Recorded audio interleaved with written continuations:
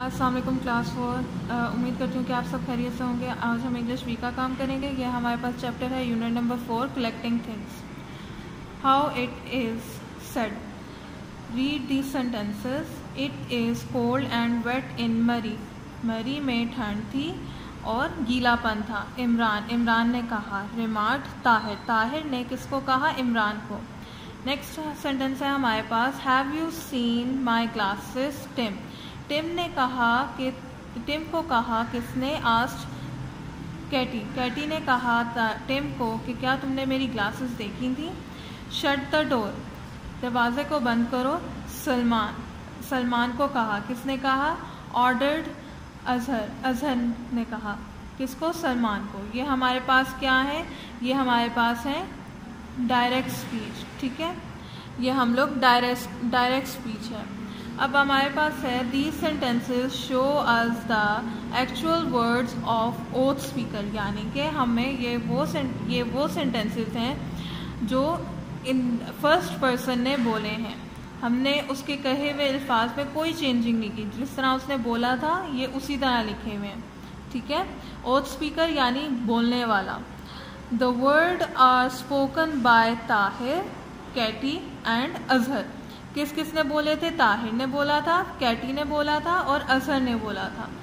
They are spoken directly to Imran, Tim and Salman. ये directly Imran को कहा गया था, टिम को कहा गया था और किसको? सलमान को कहा गया था।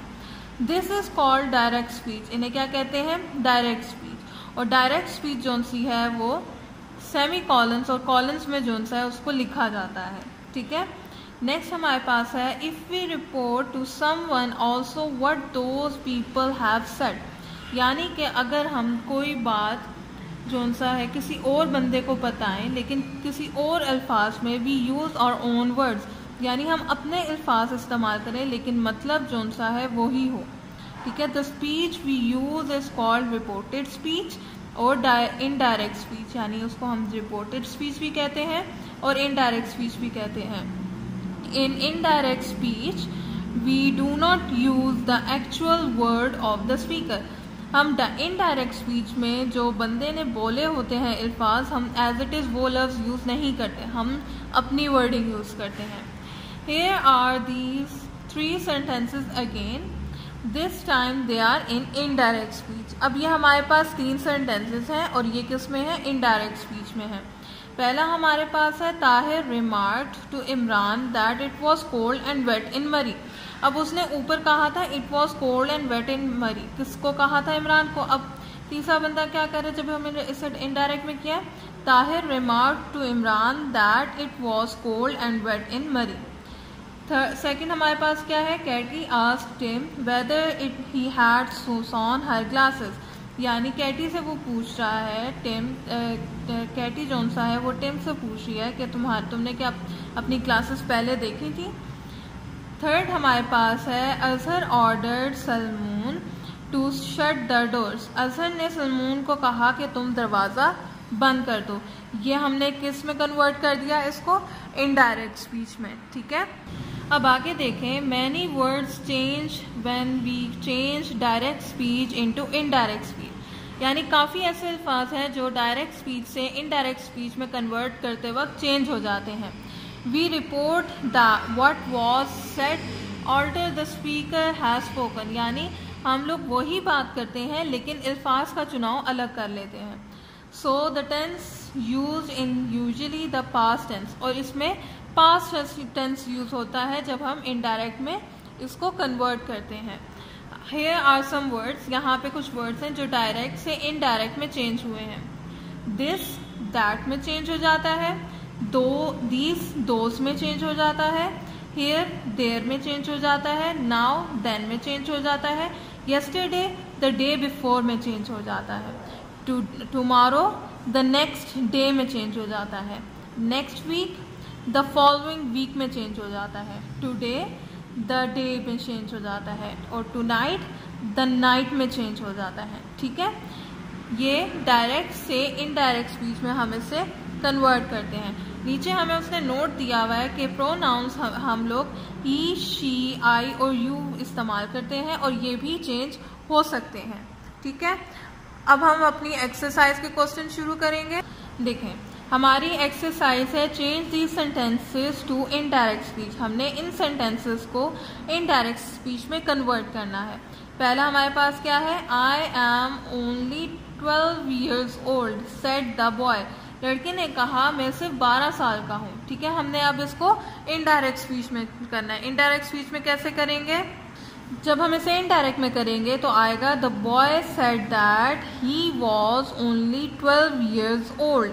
ठीक है, कि लड़के ने कहा कि मैं खाली सिर्फ 12 years का हूँ। ठीक है, अब नेक्स्ट सेंटेंस हमारे पास है we go swimming every Friday. हम लोग स्विमिंग के लिए हर जुमे को जाते हैं सेड द गर्ल। लड़की ने कहा। अब हमने इसको इनडायरेक्ट में करना है। अब जब हम इसे इनडायरेक्ट में करेंगे तो आएगा the girl said that they went swimming every day, कि लड़की ने कहा कि हम लोग स्विमिंग के लिए एवरी फ्राइडे जाते हैं। ये इनडायरेक्ट स्पीच में है। अब थर्ड हमारे पास है you have not done your work properly. तुमने अपना काम सही तरीके से नहीं किया। मोहसिन को कहा, किसने, सेड द टीचर। टीचर ने मोहसिन को कहा कि तुमने अपना काम प्रॉपरली नहीं किया। जब हम इसको इनडायरेक्ट स्पीच में कन्वर्ट करेंगे तो ये बन जाएगा the teacher said Mohsin that he had not done his work, कि टीचर ने मोहसिन को कहा कि तुमने अपना काम प्रॉपरली नहीं किया। ठीक है, अब नेक्स्ट सेंटेंस देखें, हमारे पास है will you come tomorrow. Sharmin से कहा, किसने, आस्क्ड राबिया ने शर्मीन से पूछा कि क्या तुम कल आओगी। अब इसको हमने इनडायरेक्ट स्पीच में कन्वर्ट करना है।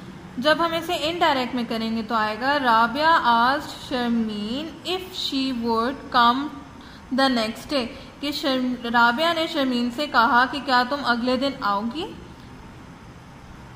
नेक्स्ट सेंटेंस है you must come at once. Doctor को कहा, किसने, सेड द नर्स ने डॉक्टर को कहा कि तुम्हें फौरन आना पड़ेगा। अब हम इसको इनडायरेक्ट में कन्वर्ट करेंगे। The nurse told the doctor to come at once. Nurse ने डॉक्टर से कहा कि तुम फौरन यहाँ पर पहुँच जाओ। यह हमने इसको इनडायरेक्ट स्पीच में कन्वर्ट कर दिया। ठीक है, अब हमारे पास लास्ट सेंटेंस है the man asked the shopkeeper have you got this weeks time magazine, के शॉपकीपर से बंदे ने पूछा कि तुम्हारे पास क्या वीक टाइम मैगजीन आ गई है। अब हम इसे इनडायरेक्ट में करेंगे।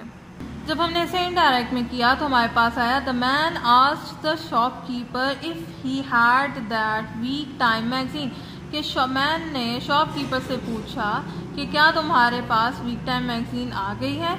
ये हमने इसको इनडायरेक्ट स्पीच में कन्वर्ट कर दिया। ठीक है, अब हम करेंगे अपनी एक्सरसाइज का सेकंड क्वेश्चन। सेकंड हमारे पास क्या है, change the sentences into direct speech. अब हमने इन सेंटेंसेस को डायरेक्ट स्पीच में कन्वर्ट करना है। देखिए हमारे पास फर्स्ट क्या है, Ahsan said that he met mister Majid at the cinema, कि मिस्टर माजिद जोन से इसको कहाँ मिले, सिनेमा में। इसको जब हम डायरेक्ट में कन्वर्ट करेंगे तो हमारे पास क्या आएगा, I met mister Majid at cinema, कि मैंने मिस्टर माजिद को सिनेमा में देखा।